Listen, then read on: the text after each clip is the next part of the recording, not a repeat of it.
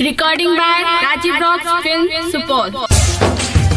हमरा दिल में बसा ले गे तनी नहला लड़ा ले गे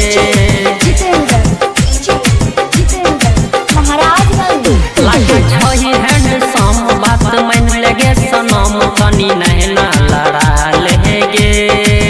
हमरा दिल में बसा ले गे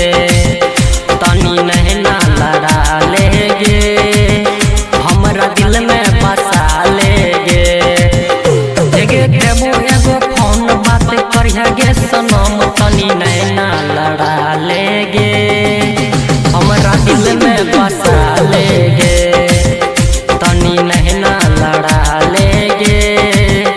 हमरा दिल में बसा ले गे हमरा दिल में बसा ले गे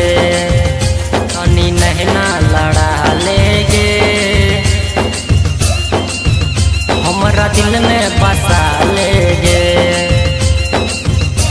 बसा ले गे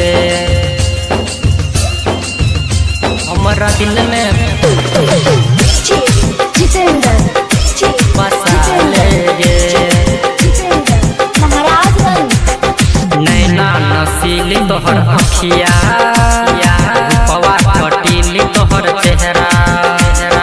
हमरा छोहित के तोरा दिल पर नहीं छो केकरो और पहरा दिल के धड़कन देख के धर के हर दम तनी नैना लड़ा ले गे हमरा दिल में बसा ले गे तनी नैना लड़ा ले गे हमरा दिल में बसा ले गे हमरा दिल में बसा ले गे तनी नैना लड़ा ले गे हमरा दिल में बसा ले गे बसा ले गे हमरा दिल में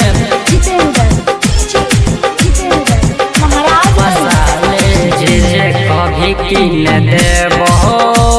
सुपौल सहरसा घुमेबो आरा जिला के उठा लाली